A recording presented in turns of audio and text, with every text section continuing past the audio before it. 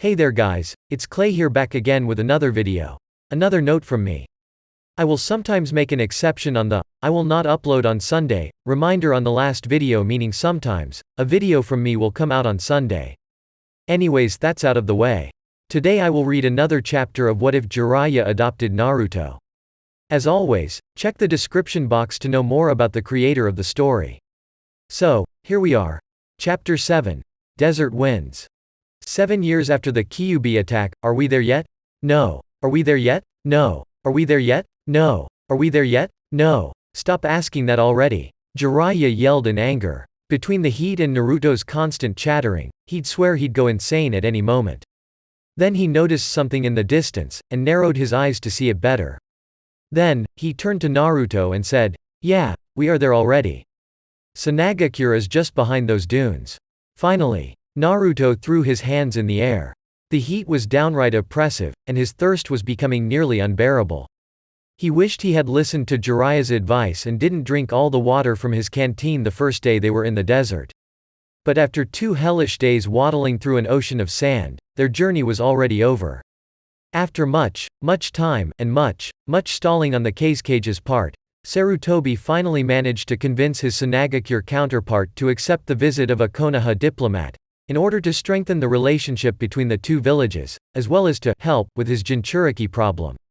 While the intention to help was genuine, or else Sarutobi wouldn't have sent Konoha's best sealmaster alive, as its representative Sarutobi had other less selfless motives behind such action, namely, evaluate the threat said Jinchuriki could pose, as well as the Kage's intentions on how he was planning to use him. Jiraiya requested to bring Naruto with him to the mission, believing that having a Jinchuriki who also happened to be a kid of the Suna Jinchuriki's age would help to connect with him. Kaharu and Homura vehemently opposed to such thing, since not only it would mean taking Naruto out of the village despite not being a ninja, but bringing him into a foreign village. Sarutobi, however, agreed with Jiraiya's reasoning. Besides, if something happened, Naruto had one of the Sannin taking care of him. Tsunade also opposed her husband's idea, but for different reasons. She felt that Naruto was too young to do such a journey to another village, and all the possible dangers he could face, besides losing academy days. Jiraiya spent a whole hour convincing the Slug Princess that he would make sure that Naruto would return from the trip unscratched, and that Naruto would work extra hard to make up for his absence at the academy. Naruto was elated when Jiraiya informed him about the trip. He had never been outside Konoha's walls, and he was dying to see the world out there. He was amazed by the lush forests of the Land of Fire, which made Naruto wonder why it was called the Land of Fire, instead of the Land of Forests, and that such name would only make sense if somebody set those forests on fire. Jiraiya begged Naruto not to try to make their country's name more meaningful and was marveled by the watery landscape of the Land of Rivers. But when they reached the Land of Wind, this place should be called the Land of Unbearable Heat. But fortunately, they arrived at the large rift in the middle of a large stone wall, which was the entrance to Sanagakure, flanked by a couple of Suna Chunin. After they verified the Toad Sage's identity, they allowed both him and his son access to the village. The hallway that was the rift was completely covered in shadows, and thus had a much cooler temperature, something both Konoha residents greatly appreciated. After a short walk, they arrived at the village proper. Naruto took some moments to contemplate the village before him. The village was composed almost exclusively by spherical, cylindrical or conical buildings made of clay. Jiraiya would explain him later that clay was easy to mold and harden fast in a heat climate, making construction work easier and faster, plus clay-made buildings, while weaker than brick and concrete buildings like those from Konoha, helped to keep the inside of said buildings cool, and there were none of the abundant plant life that was so common on his home village. Even if it was in the middle of a desert again, Jiraiya would explain him that no plant could live in such place, and thus most plants were kept on greenhouses. They immediately headed towards the Kage estate, a massive spherical building with the kanji of wind inscribed on its front, which was placed in the middle of the village. Just like the Hokage Tower in Konoha, not only it was where the current Kage worked, but it also doubled as his and his family's residence, should he choose to live there. While Suna looked wildly different from Konoha, the atmosphere was rather identical. Carefree kids played in the streets, traders sold goods, civilians walked through the streets headed to their usual jobs, some ninja patrolled said streets while others watched everything from the building's roofs. Naruto guessed that deep down, most ninja villages were just the same. Ellipsis. Kisuke's estate. Jiraiya and Naruto were sitting on a couch on a large room, while they waited for the Kisuke to receive Jiraiya, which, according to the Jonin that received them at the entrance, it should be soon. So, tell me Naruto, what do you think about Suna? Jiraiya asked, not afraid of a potentially tactless response, since they were alone. It's okay, I guess, but I prefer Konoha. It's really hot in here, and there's no green, Naruto dryly replied. Jiraiya guessed that Naruto wouldn't be very happy there. From an early age, he always had a fondness for plants. He loved to play in their house's garden when he wasn't training, and even had a corner when he was growing some plants. But then again, it could have been the fact that he grew up in a place with trees as far as the eye can see, and the contrast was rather jarring. Have you even been here before? The blonde asked. Yes, multiple times. But this place has hardly changed from the last time I was here. Well, I'm seeing some new power lines, but that's it, Jiraiya mentioned. Do you know the Kisuke? I'm afraid not. I met his predecessor once during the Third War, but that's about it. Then he mysteriously disappeared. Weird. Did they think it had something to do with you? Fortunately not. A door opened, and another Jonin, a woman in her 20s with purple marks on her cheeks appeared. Jiraiya-san, Kisuke-sama is waiting for you at his office, about time. Is there a place where Naruto can wait while I'm with the Kisuke? Yes. Kisuke-sama said that Naruto-kun can spend the time with his children. I'll take him with them, the Jonin offered. Good. That way Naruto can get closer to the Jinchuriki, Jiraiya thought. Alright Naruto, this might take some time, so be patient, and be nice to the Kisuke's children. Sure thing Dad, Naruto nodded as he saw Jiraiya leaving. Please, come with me Naruto-kun, the female Jonin said, extending her hand at him. Okay, Maki. My name is Maki, the female Jonin replied, smiling a bit. Alright Maki. I'm Naruto Uzumaki. But you already know that, right? Hee. You're quite a lively child. I'm sure you'll have no problem in making friends with the Kisuke's children. I hope so. Jiraiya entered the Kisuke's office, and saw the man himself, Rasa of the Gold Sand, the Kisuke, already waiting for him, sitting on his desk with a frown on his face. The Sannin put his best smile, and sat on the only empty chair. Kisuke Dono, is a pleasure to finally meet you, Jiraiya greeted, as cordially as possible. The Sannin, however, was cursing on the inside. He was really good at infiltration and information gathering, but diplomatic affairs were so out of his range of talents. He had to measure his words carefully as not to spark an international incident. Konoha already dodged a shuriken with Kumo, and the last thing he wanted was to unwittingly provoke Suna and made those two villages to ally against Konoha. Jiraiya of the Sannin. While I always wanted to meet a living legend, pleasure isn't the word I'd use. We both know why you are here, and nobody but my Anbu are listening, so you might as well dispense with the pleasantries and go towards the matter at hand. As you wish, Kisuke Dono, Jiraiya replied in a neutral tone. As the Hokage's letter said, I'd like to know the reasons behind creating a Jinchuriki, as well as what do you have planned to do with him. What, are you afraid that we might use him against Konoha? Rasa asked, raising an eyebrow. Should I worry about a preventive war? We both know that's not gonna happen, so cut the act, Rasa, Jiraiya sharply asserted, and immediately cursed inwardly. Not only he had talked the Kisuke in a disrespectful tone, but addressed him by his first name instead of his title. Judging by Rasa's expression, he didn't take it well. Act. I'm not the one who's acting, Jiraiya. Since the end of the war Suna has been steadily losing clients to Konoha, including the Windlord himself. The disappearance of the third Kisuke turned the village into a mess. Defections were a daily occurrence. Bandit attacks over our supply caravans multiplied drastically. And when I made an attempt to recover part of our lost strength, Konoha forces me to accept an emissary demanding information about our internal affairs. We may be allies during the last war, but Konoha had done very little for us after it ended. Hey, we weren't having a great time either. Do I need to remind you that the strongest tailed beast attacked Konoha not even 10 years ago? If you're trying to make me feel sorry for Konoha, then stop it. You're only embarrassing yourself. Jiraiya repressed the urge to yell at the man's face, and breathed heavily. I don't want to do that.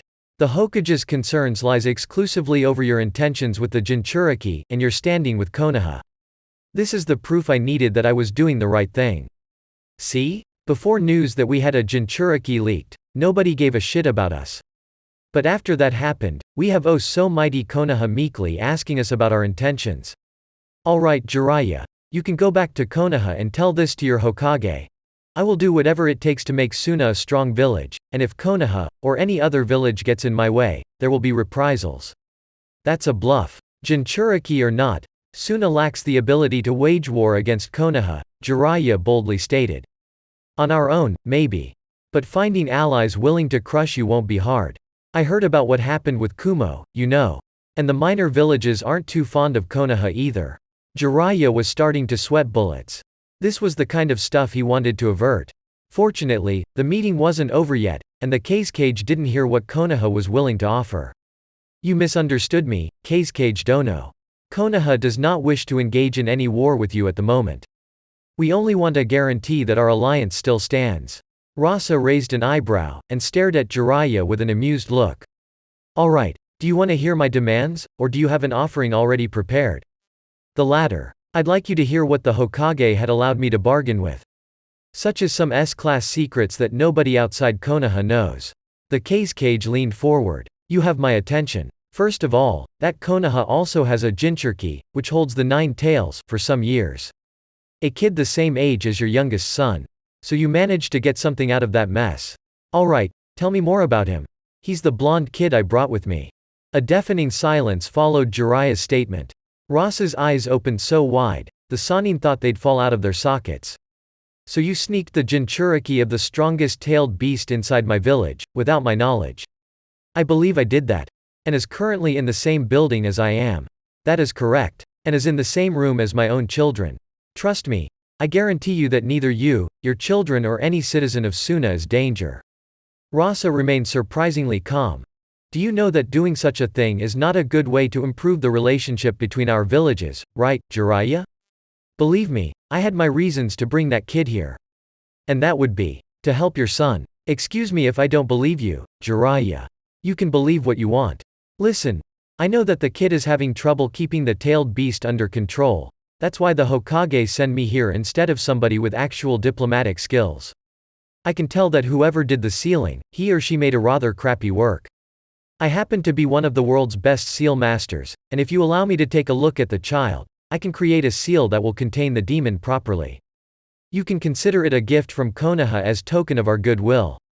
A tempting offer, Jiraiya, but how do I know that it's not a trick in order to get close to my Jinchuriki? The fact that you have Konoha's Jinchuriki in your grasp, who also happens to be my adoptive son. Do you think I'd dare to risk his life like that? A ninja should be willing to sacrifice anything, including his loved ones in order to accomplish his goals and destroy his enemies. That's why I had no qualms about turning my kid into a Jinchuriki. That's a grim thought. But then again, I didn't have to bring Naruto here. In fact, I actually took a huge risk doing so. But I did it because I thought it would be very beneficial for both Naruto and your son to meet somebody else with a demon inside. Plus you can see the difference between a seal that can hardly contain a tailed beast, and a seal that can contain it properly.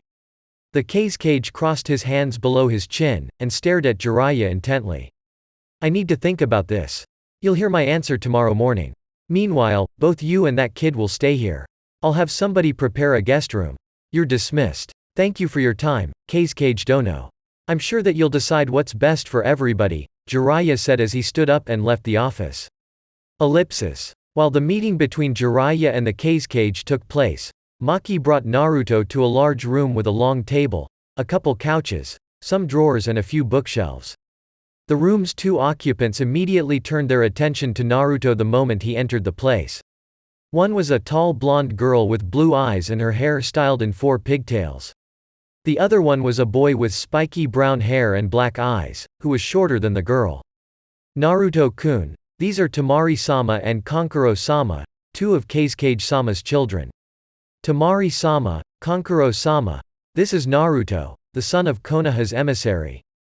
Naruto walked towards the 2 kids, extended his hand at an intermediate space between the 2 of them, and introduced himself with a well-rehearsed line.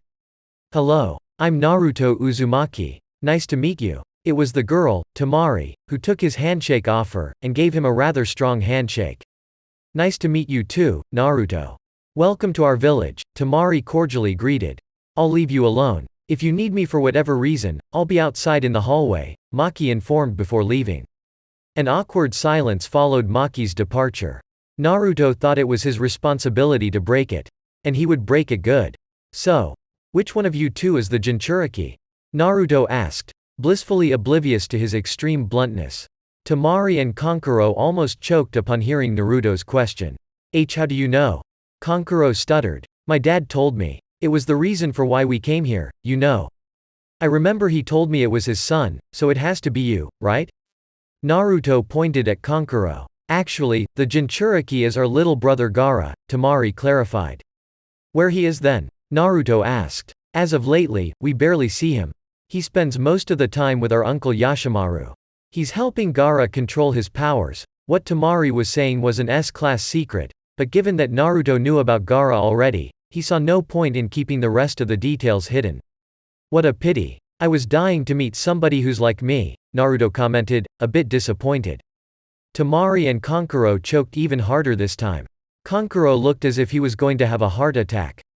Don't tell me you also have a monster sealed inside. What the hell? And they left us alone with you. Kankuro yelled. Kankuro! Temari shouted in a chiding tone.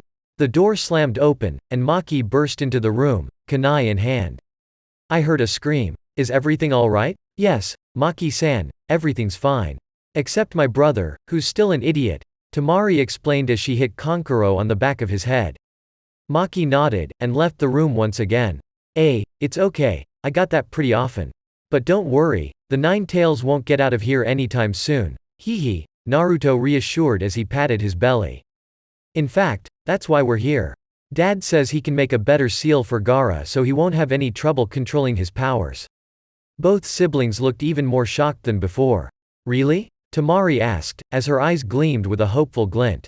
Can he do that? Naruto nodded and smiled. That would be a gift from heaven.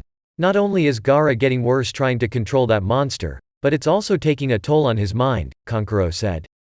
Yes. Maybe he will even be able to sleep, Temari hoped. Wait, he can't sleep?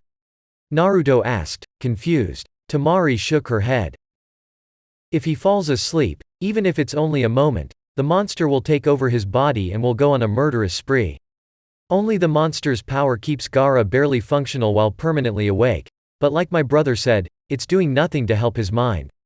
Let's hope your father can convince Arias to let him take a look at Gaara's seal and patch him up somehow, Kankuro added. Anyway, while we wait, what do you want to do? The blonde girl asked. Naruto's eyes darted to the large table, where two wooden dolls with a few strings attached to their body parts laid. The Jinchuriki quickly rushed towards the table and grabbed them. Hey Temari, are these your dolls? Actually, they're Kankuro's. Really? You play with dolls? Naruto asked, barely holding his laughter. They aren't dolls, they're puppets.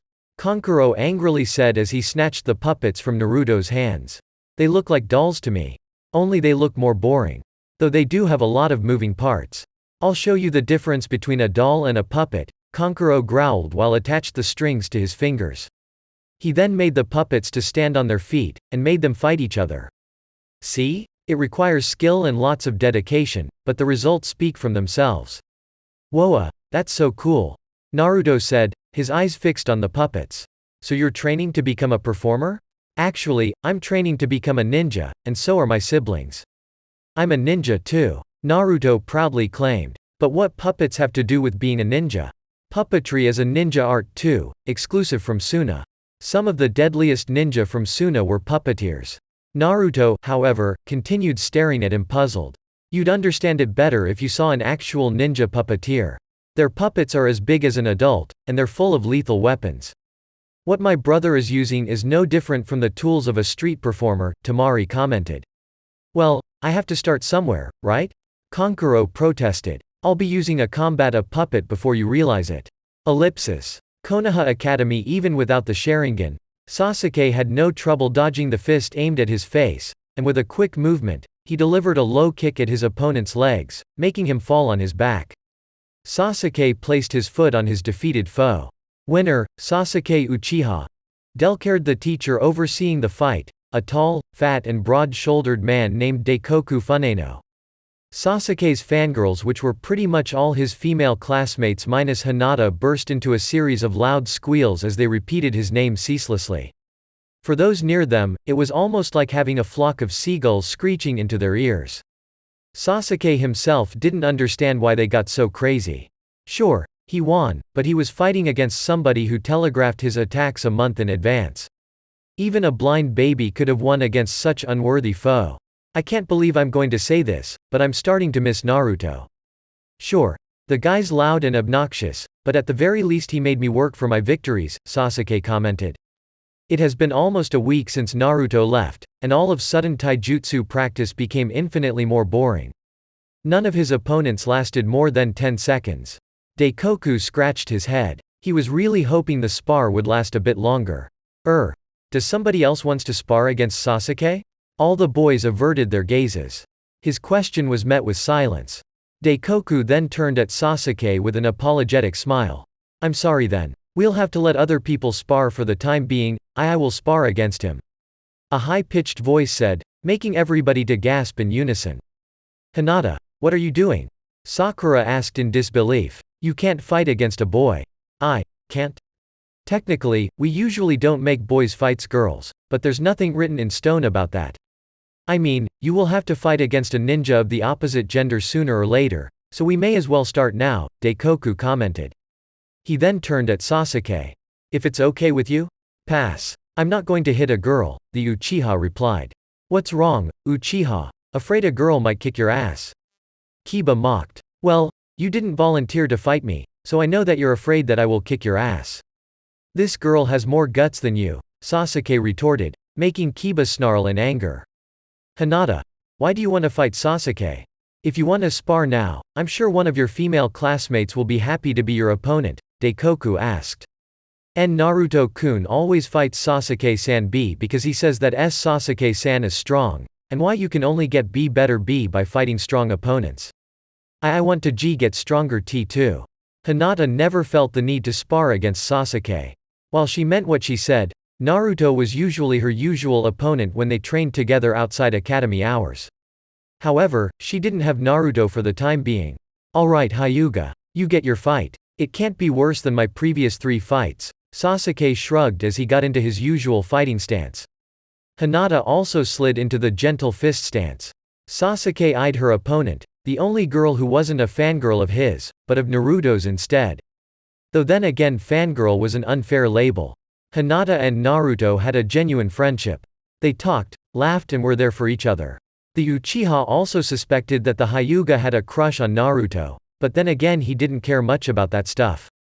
Before the fight began, Hinata activated her Byakugan. Sasuke felt a tinge of jealousy. All the Hyugas awakened their Byakugan when they reached certain age, yet he still didn't awake his Sharingan yet. The fact that his brother awoke it when he was younger than Sasuke as now didn't help.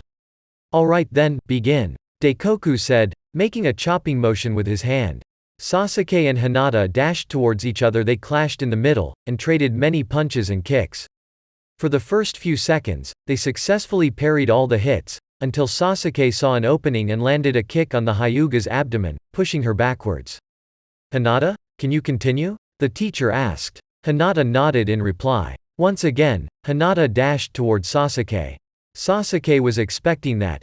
Being Hinata the heiress of a rather powerful clan specialized in taijutsu, she'd be a worthy opponent, but nope.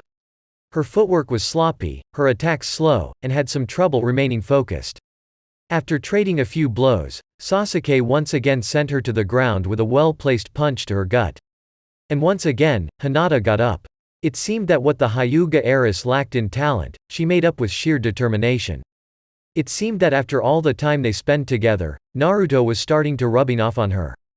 This time, thanks to Sasuke getting confident, Hinata managed to land a strike on Sasuke's shoulder, and he felt it as if it was on fire. This is the gentle fist? The Uchiha thought, wincing in pain. This girl is more dangerous than she looks. I'll have to finish this quickly. Sasuke went on the defensive, careful not to let any of those palm strikes from hell to touch him again. He didn't have to wait much for the Hyuga to reveal an opening, and went for the kill. He delivered a series of fast punches to her ribs, and finished with a powerful kick that sent her once again into the ground. Okay, I think that was enough. Winner, Sasuke Uchiha, Daikoku declared. Once again Sasuke's crowd of fangirls cheered furiously. Sasuke ignored them, walked towards Hinata, and extended his hand. Hinata looked at him for a moment, and took his hand, letting him help her back on her feet. Nice fight. You even managed to hit me once. He meant that as a genuine compliment despite being so easy to interpret as a belittlement. Thank you, Sasuke-san. Hinata replied. I knew that IC couldn't win, but if I could hit YU once at least a W would be something. Well, it was certainly more than what the rest of my opponents managed to accomplish, Sasuke said, glancing at the crowd besides him. Okay, I think that was enough for you too, Daikoku intervened. Now do the seal of reconciliation. While Naruto was usually very unwilling to do said seal with Sasuke whenever they sparred, not that Sasuke was any less guilty of such thing, Hinata had no problem. After locking their fingers, they returned to the crowd. Okay, who else wants to show their abilities? Come on, I need 2 new volunteers. Hours later, Sasuke was on his way home, hoping that today he could train with Itachi. Things hadn't been good at home recently. Itachi and their parents would often get into heated arguments that Sasuke couldn't fully understand, but the words duty, honor, clan, family, and shame were uttered by both parties. After that, Itachi would usually leave the Uchiha compound and would not return until sunset. However, it appeared that today wasn't going to be one of those days, since Itachi was already waiting for him at the compound's entrance. He was carrying a backpack, and had a suitcase besides him. For some reason, Sasuke had a very bad feeling about that image. Sasuke, you're back. I was hoping you'd be here soon, Itachi greeted his younger brother in a neutral tone. Ni-san? What are you doing with that suitcase? Are you going somewhere? Sasuke asked, afraid of the possible answer. I'm afraid yes, Sasuke. I had an argument with father and mother again, the worst one so far. And they just disowned me. I'm no longer Itachi Uchiha, just Itachi. What? Sasuke couldn't believe his brother's words. I just wanted to see you before I left this place. I wanted you to know this from me than from our parents. And most importantly, I wanted to say goodbye, but you can't leave. Sasuke cried, tears almost forming in his eyes. You are my brother. Itachi kneeled before Sasuke. Listen me, Sasuke. Uchiha or not, disowned or not, there are 2 things that nothing will ever change. The fact that you're still my brother, and that I love you. But I don't want you to go. Sasuke cried again. I know you don't want to. Being away from you is the most painful part of this mess. But father and mother don't want me being part of the clan anymore, and honestly, I can't live under the same roof as them either. But you can't leave. Sasuke repeated. Let's go and talk with father and mother. I'm sure that whatever happened, we can fix it. Itachi smiled sweetly at his little brother. My little brother, you're still so innocent. Unfortunately, the reason for my banishment is way too complex for you to understand yet. But what are you going to do now? I already rented an apartment. I'll bring you there so you can see it once I'm settled. Now you have to be strong, Sasuke. Keep working hard on being a ninja like you have done so far. Make me feel proud of calling you my brother. Sasuke didn't say anything, just stayed there, crying. Itachi then pulled him into a hug. The Uchiha prodigy then stood up, grabbed his luggage, and left the place that he had called home for all his life. After watching his brother disappear, Sasuke spent some more minutes there, motionless. Then, he returned to his house. He didn't greet his parents like he usually did. He didn't even demand for explanations as for why they had kicked out Itachi from the clan. He merely went to his room, and locked himself there. He dropped on his bed, and cried his eyes out until he ran out of tears, and finally fell asleep.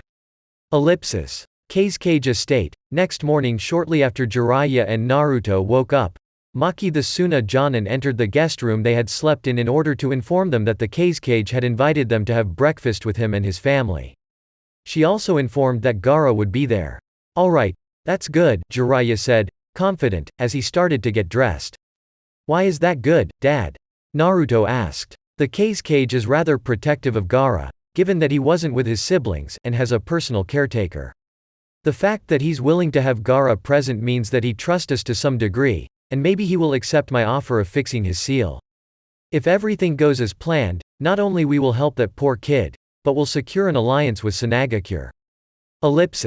Meanwhile, in the estate's dining room, Rasa and his two elder children were sitting on a large, rectangular table, waiting for their guests and remaining family to join them. "So, Dad, are you going to let Naruto's father fix Gaara's seal?" Temari asked with hopeful eyes. "I'm not comfortable with the idea, but it appears to be the best solution so far. Gaara has a lot of trouble controlling the demon. If this Naruto you talk about is proof of the man's sealing ability. By the way, are you sure he was a Jinchuriki?" Rasa asked. "He showed us his seal. It appeared to be the real thing. Only Jinchuriki have stuff like that," Kankuro commented. "Well, we will learn the truth soon," Rasa said. The room's door opened, revealing Jiraiya and Naruto, escorted by Maki. After being thanked, the Suna Jonin left. "So, what's for breakfast? Because I'm so hungry. Do you guys have ramen here?" Naruto asked excitedly. "Who the hell eats ramen for breakfast?" Kankuro asked in disgust. "You'll have to excuse Naruto.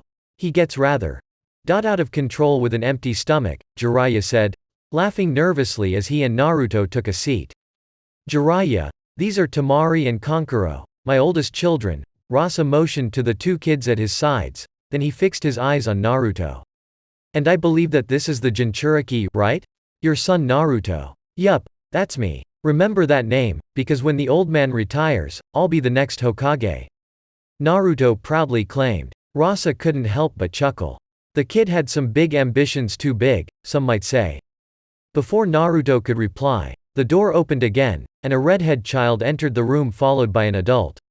The child, who appeared to be Naruto's age, had short blood-red hair and black rings around his blue eyes. The adult both Jiraiya and Naruto guessed it was Gaara's caretaker had shoulder-length, sandy blonde hair and purple eyes. "Ah, we're all finally here," Rasa mentioned. "Sorry for the tardiness, Kage-sama," the adult said as he and Gaara walked towards the table.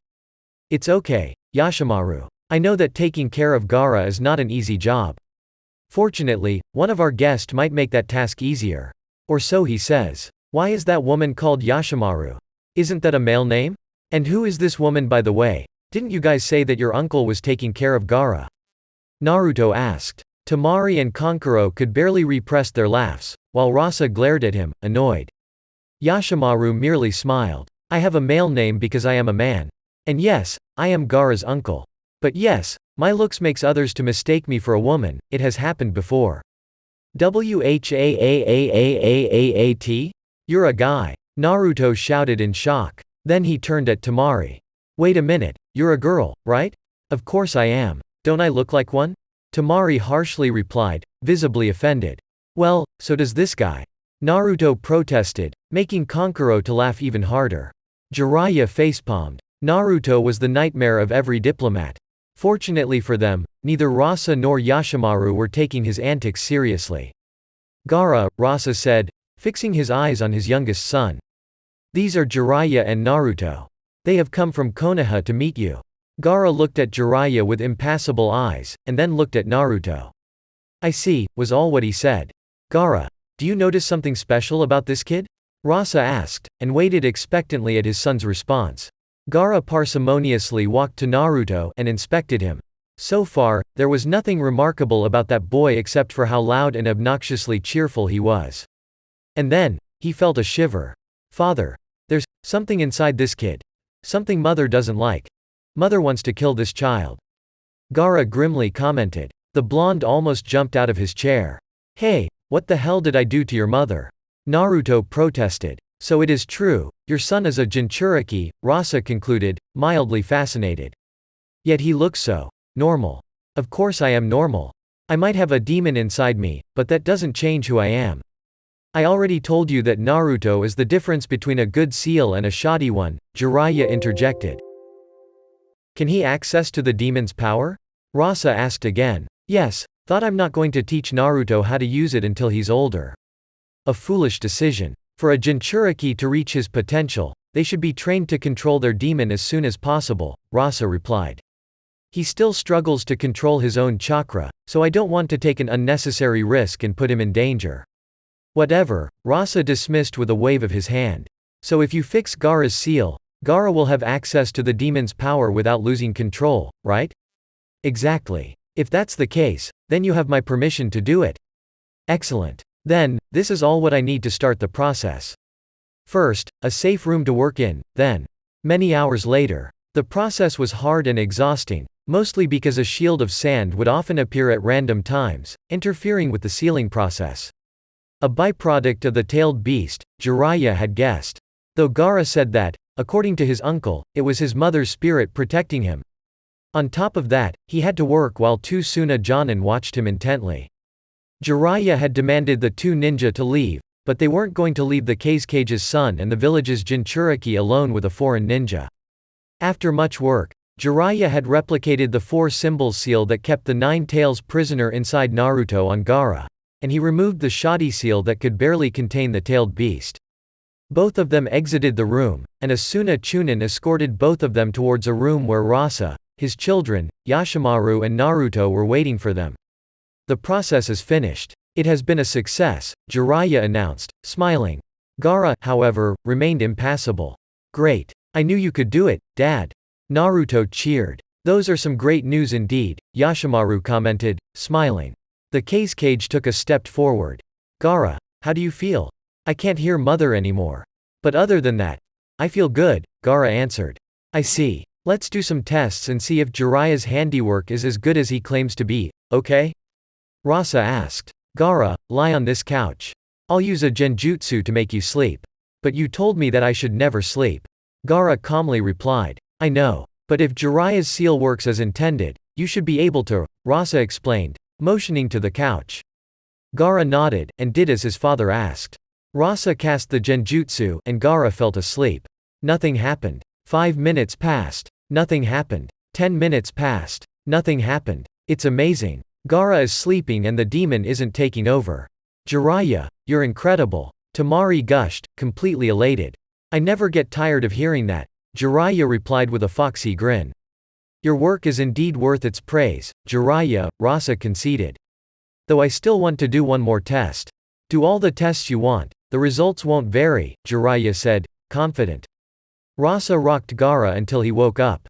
Father, I was asleep. Did something happen? Gaara asked, a bit worried. Nothing. The seal worked. But I want you to do one more thing for me. Go to the door, please, Rasa instructed. Gaara nodded, and did as he was told. Once there, he turned towards his father. I'm on the door. What should I do? Gaara was interrupted when he saw his father tossing several kunai at him. The redhead kid yelped and instinctively raised his arms in self-defense. Fortunately for him, a wall of sand formed between him and the bladed weapons, protecting him from any harm. Gaara was pale with shock. Rasa seemed pleased. Everybody else were dumbfounded. What the hell? Naruto asked, almost in a whisper. Good. He still has the sand. You were good on your word, Jiraiya, Rasa said, satisfied. You threw a kunai at your son's face. Jiraiya whispered, shocked. His shock then turned into anger. You threw a kunai at your son's face. What the hell is wrong with you? I needed to check if Gaara had still access at the demon's power, Rasa replied. His voice was completely devoid of regret. And what if that wasn't the case? You could have killed him. But I didn't. Stop fretting over that already. It belongs to the past. To the past. It happened just now. Rasa decided to ignore Jiraiya's protests. The seal worked as you promised, and in the name of my village I thank you for that. You can now go back to your village and tell your Hokage that he has nothing to fear. Suna and Konoha will remain allies for the foreseeable future. Jiraiya glared at the Kage, and muttered a curse under his breath. Naruto, go and pack your stuff. We will leave tomorrow morning. What, so soon? But we've been only here 2 days. And I barely got to know Gaara. Naruto, we came here to do a job, and said job is done. There's nothing here left for us, so we must return. Besides, I promised both the Hokage and your mother that we will be back as soon as possible.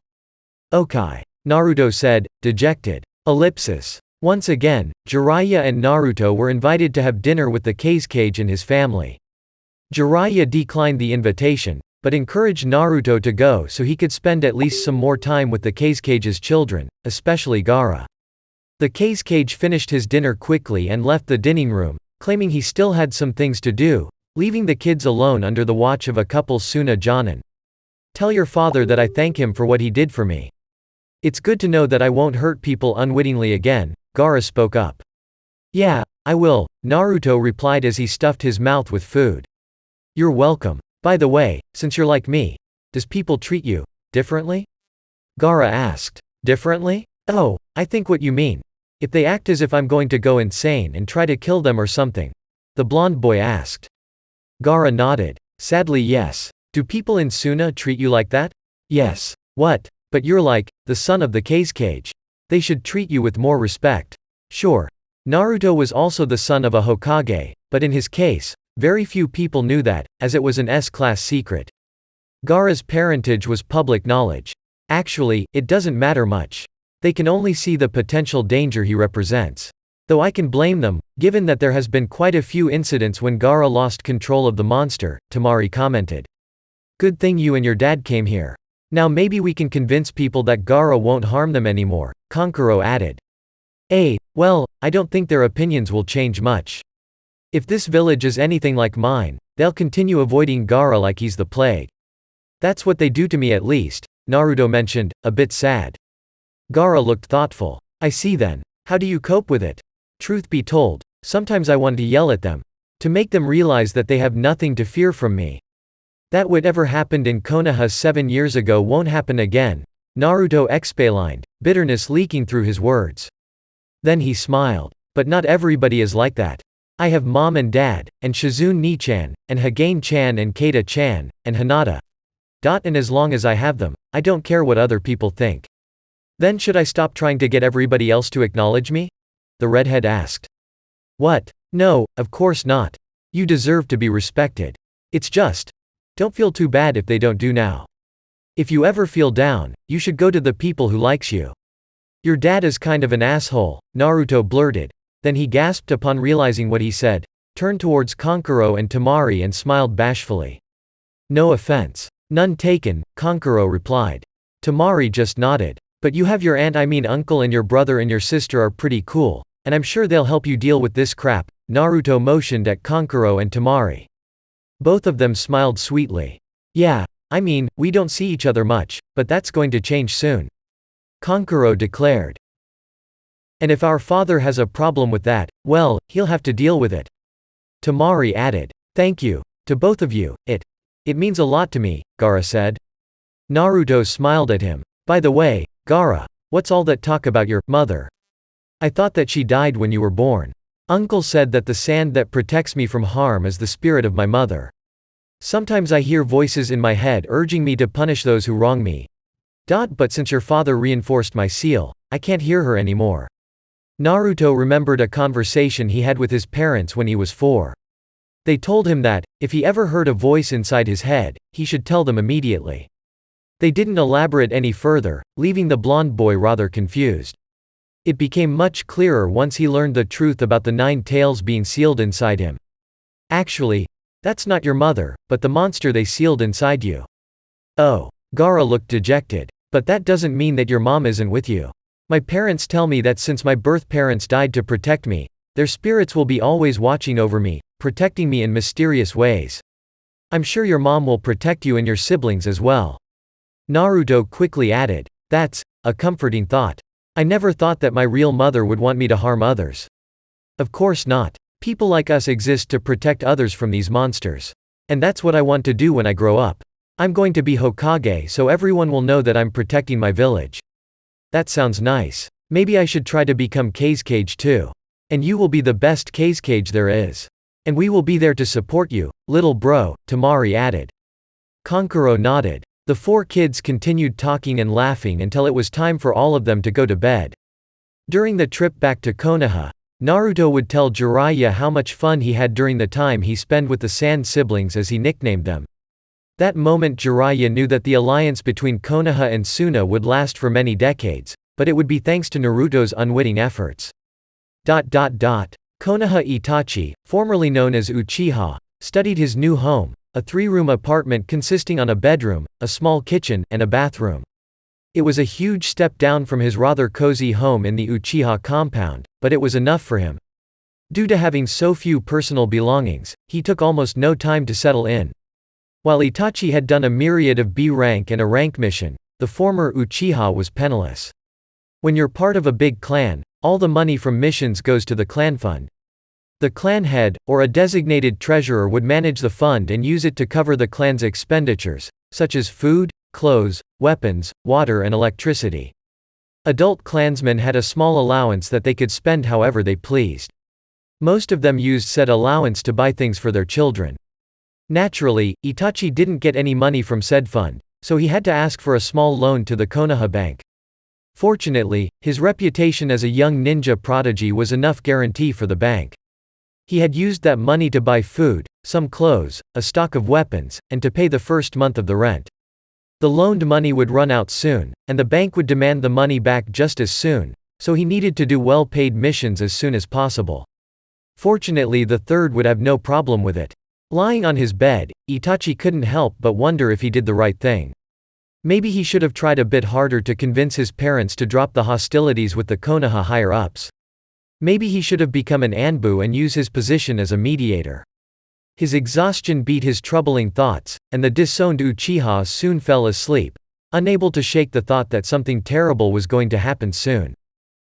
So that is it for Chapter 7 of What If Jiraiya Adopted Naruto. I hope all of you enjoyed this, and if you did, please do consider leaving a like. It will be very much appreciated. Also leave a comment of what you think can be improved or any suggestions. But anyways, thank you all for watching this video. See you all later and bye.